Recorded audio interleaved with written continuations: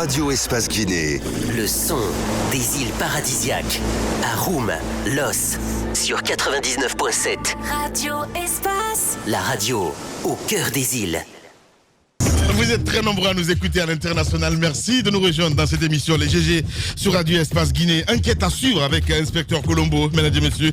Une dame, la trentaine, originaire de Sigiri, traîne depuis le mois de mai 2019 un lourd fardeau après plusieurs rebondissements dans une affaire civile qui l'opposait donc à la jeune sœur du commandant adjoint du camp militaire de Sigiri. Dame X, sera violentée puis violée avant d'être abandonnée donc aux abords de la sentinelle du camp militaire. Dame X en a beaucoup sur le cœur, évidemment. Elle brise le silence ce matin chez nous dans cette émission Les Grandes Gueules sur Radio Espace Guinée.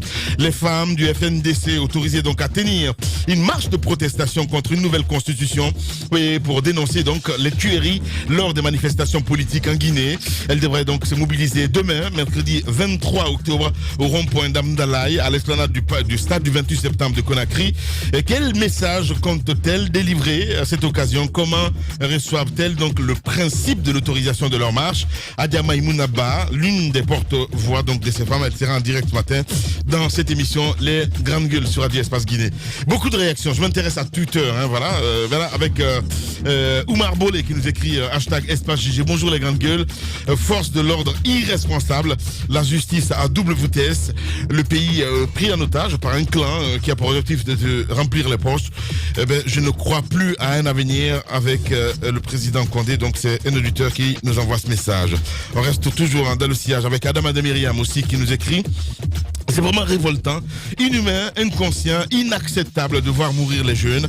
Si vous finissez de tuer les jeunes qui doivent devenir les hommes de demain de ce pays, qui sera le futur de la Guinée, c'est ce qu'il veut dire, Adama de Myriam. Pourquoi chacun devient la cause de le malheur de l'autre dans ce pays? Il pose la question ce matin, pauvre Adama de Myriam. Nous allons rester toujours sur Twitter avec des réactions. Crismo qui nous écrit: bonjour les GG, la justice guinéenne est moribonde sous ordre du pouvoir Condé, le 2 poids 2 mesures qui augmente la frustration. La vie humaine est sacrée, pas en Guinée. Là, lui, il le dit ce matin. Sinon, Maître Yoda aussi, qui nous écrit sur Twitter. Ils font des descentes pour gagner des sous.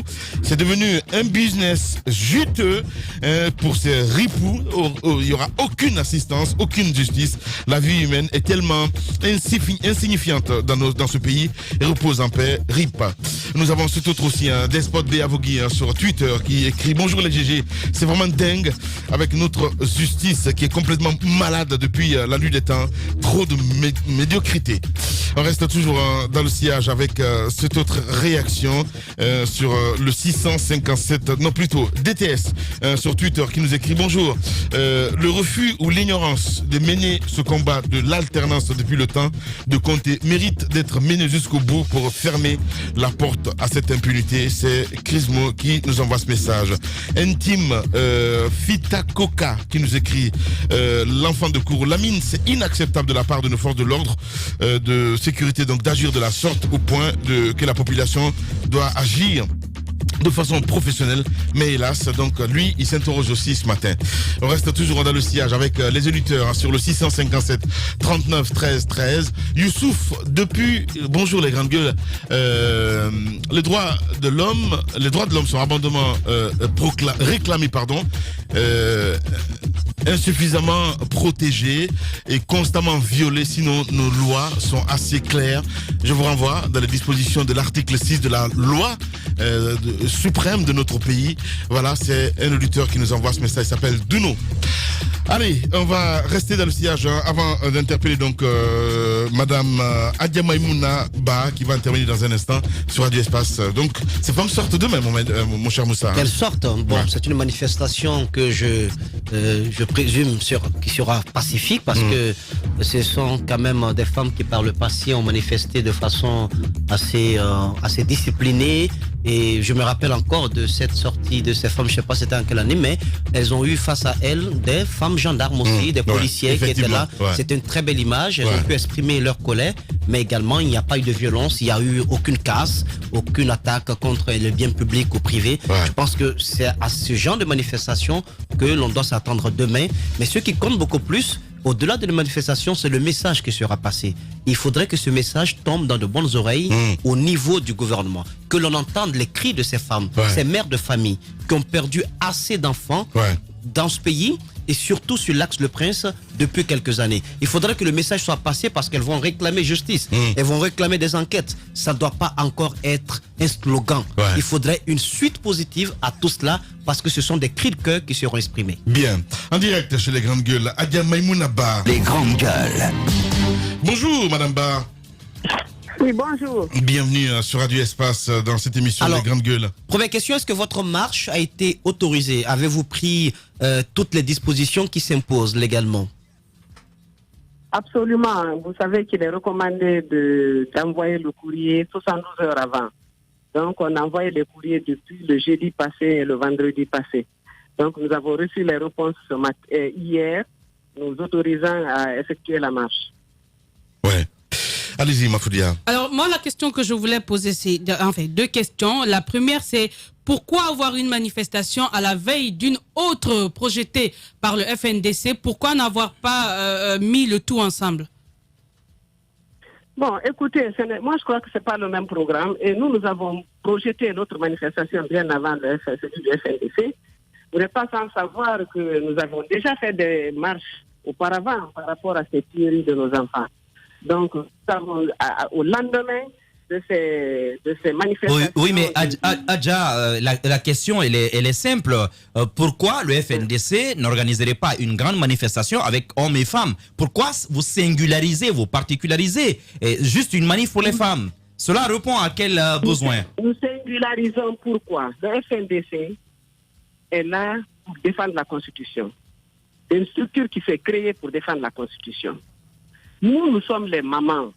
Justement, c'est le lendemain de l'organisation des manifestations du FNDC que nous sommes retrouvés avec tout ce qui s'est passé pendant ces 2 jours. On a tout de suite pris la décision, on a dit on n'a pas été compris par ce gouvernement, il faut qu'on reprenne les manifestations pour qu'ils comprennent que ça doit cesser dans notre pays. Donc je suppose que ce n'est pas le même programme. C'est pas le même programme. Le FNDC a son programme. Et nous n'avons rien à voir avec ça. Nous avons voulu manifester parce que justement, dans les manifestations du FNDC, il y a eu en 2 jours 10 morts. C'est jamais vu.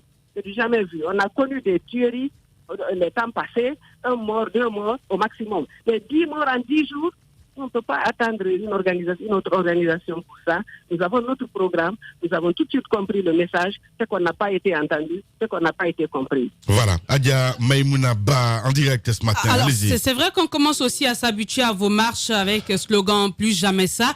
Vous, les femmes dans le FNDC ou dans les partis politiques, parce que vous sortez aujourd'hui parce que vous estimez que vous êtes des mères, donc vous avez encore plus mal lorsque des enfants sont tués. Mais est-ce qu'à l'interne, parce qu'il y a pas mal d'observateurs qui ont dit qu'on peut aussi changer de stratégie et aller sur d'autres terrains.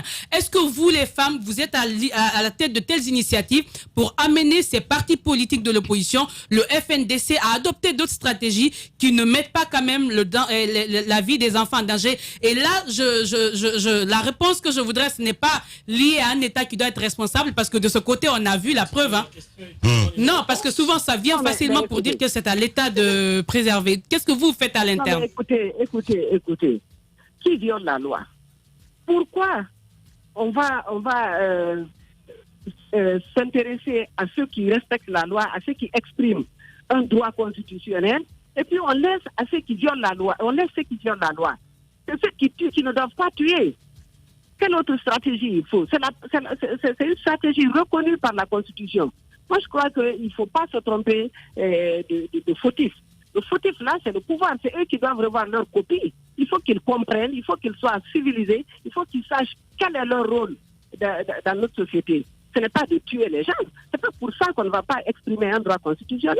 Moi, je crois que vous ne déplacez pas le débat. Il faut Madame Baye, on déplace pas le débat. Je pense que si nous analysons globalement la situation, c'est vrai qu'il y a la responsabilité de l'État à travers les agissements des forces de l'ordre que nous connaissons. Mais il ne faut pas aussi couvrir le fait que lors des manifestations, que ce soit pacifique ou non, il y a un côté véritablement provocateur d'un groupe qui souvent veulent en découdre avec les forces de l'ordre, avec les jets de pierre, avec des insultes grossières, etc. Est-ce que de l'autre côté, aussi, vous avez à l'interne, ou je sais pas moi, trouvé une stratégie pour sensibiliser les militants, pour leur dire que lorsqu'on appelle à une manifestation pacifique, soyez pas par exemple les premiers à jeter les pierres sur les forces de l'ordre qui forcément peuvent répliquer? Je vous informe que c'est tout ce que nous faisons, c'est de sensibiliser les jeunes. Et souvenez-vous, toutes les tueries qu'il y a eu, toutes les exactions qu'il y a eu, c'est jamais dans la rue. C'est toujours dans les quartiers. Ils ont terrorisé les gens dans leurs possessions. Aucun enfant n'a jeté une pierre. On a fait des marches ici que nos propres forces de l'ordre ont encadrées. De nos partis, les forces de l'ordre de nos partis ont encadré. Il n'y a jamais eu de débordement. C'est les forces de l'ordre qui sont à la source de tout.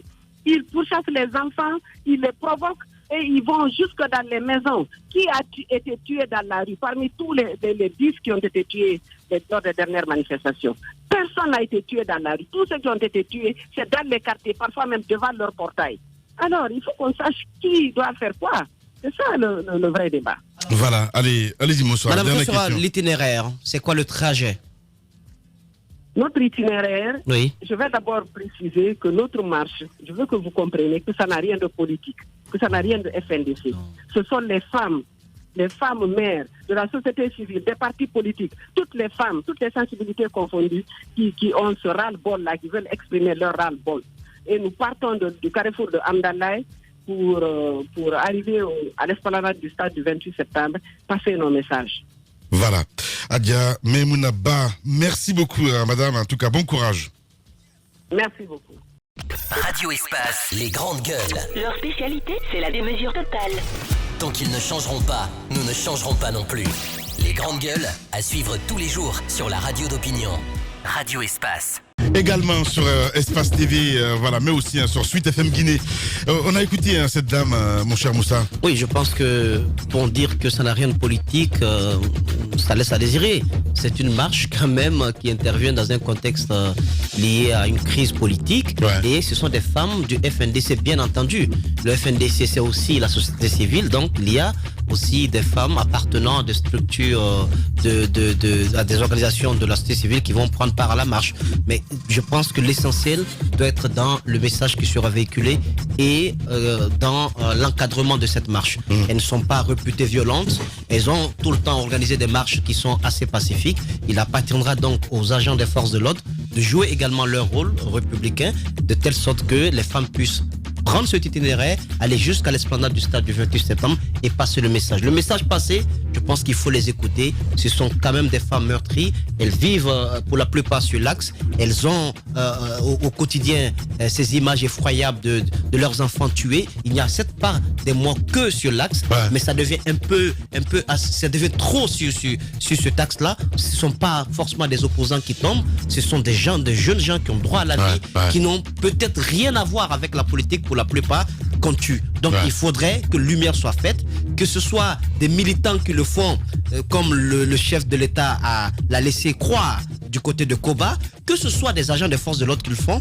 Je pense que ça ne dédouane pas l'État. C'est son rôle de les débusquer et de mettre à la disposition de la justice tous ceux qui sont auteurs de cette tuerie. Ne pas le faire, c'est que le sang appelle le sang, ça va continuer. Allez, quelques secondes, Mafoudia, parce qu'on n'a plus le temps. Alors rapidement, ma question avec elle, c'était juste pour comprendre, parce que souvent quand on dit des stratégies, on nous ramène souvent sur le temps de dire c'est à l'État de faire, c'est à l'État de faire. Oui, nous sommes d'accord. Mais justement, cet État a prouvé 1000 fois qu'il ne peut pas garantir qu'il ne peut pas protéger les vies. Il ne veut pas. Merci bien, il ne veut pas. Donc ce que je demande du côté des leaders de l'opposition, c'est quand même de réfléchir à une stratégie. C'est pas une faiblesse, mais c'est d'abord de penser à ces enfants. Parce que lorsqu'il y a mort, ça fait des années. C'est des familles qui perdent. Il n'y a même pas d'enquête. Après, vous revenez vers la même chose. Moi, je pensais juste qu'il était temps de revoir la stratégie. Et comme aujourd'hui, ce sont des femmes qui se disent plus touchées, j'aurais voulu qu'elles portent une initiative à l'interne qui leur permette de dire écoutez, messieurs, on est d'accord, on veut ceci, on veut cela, mais réfléchissons, puisque devant, on a quelqu'un qui ne veut pas bien faire son travail. Le plus important, c'est d'abord la vie, parce qu'après, ça ne sert à rien de dire qu'il y a eu réussite. pendant ce temps, il y a des gamins, des enfants, des hommes qui sont 6 pieds sous terre. Mafoudia, allez. On a envie de donner, de détacher la connotation politique à cette marche, mais moi je suis pas d'accord. Parce que dans la déclaration de Madame Ba, puisqu'elle parle de perte d'enfants, ce sont des mères, etc., mais elle s'est accrochée à dénoncer les morts qui sont intervenus lors des manifestations du 14, alors que ce matin on parlait encore de ce jeune de Dabompa. Eh bien non, je pense qu'il faut globaliser l'affaire et parler un peu de tous les morts, généralement des enfants qui meurent, que ce soit le 14, que ce soit à Dabompa, que ce soit à Caporo, où on me signale encore un autre enfant qui est mort dans les mêmes conditions à Sonfonia, etc. Donc moi je veux dire que si une action globalisée de cette manière, ça peut réussir. Mais dans notre pays, la jurisprudence nous a montré une chose, que lorsque éminemment politique, évidemment, il y a beaucoup de personnes qui Voilà, mon cher Obi, allez, témoignage exclusif, évidemment, dans la deuxième partie de cette émission. Eh ben, une dame, la trentaine, donc originaire de Sigiri, traîne depuis le mois de mai. Il le dit ce matin, Moussa Moïse Silla. Un lourd fardeau après plusieurs rebondissements dans une affaire civile qui l'opposait donc à la jeune sœur du commandant adjoint du camp militaire de Sigiri. Damix sera violenté, tenez bien, violé. C'est juste dingue. On revient dans la deuxième partie. Le ridicule et la méchanceté sont ses traits de caractère. La haine est un poison mortel dont beaucoup se nourrissent pour vivre. Il n'y a pas d'entrepreneur audacieux qui ne fabrique pas automatiquement jalousie, envie, critique, caricature, diffamation et désinformation. Bienvenue sur Radio Espace Guinée, la radio dont les autres s'inspirent. Radio Espace Guinée. À Conakry sur 99.7, en région à Labé, Kakandé sur 99.7, à Cancan sur 99.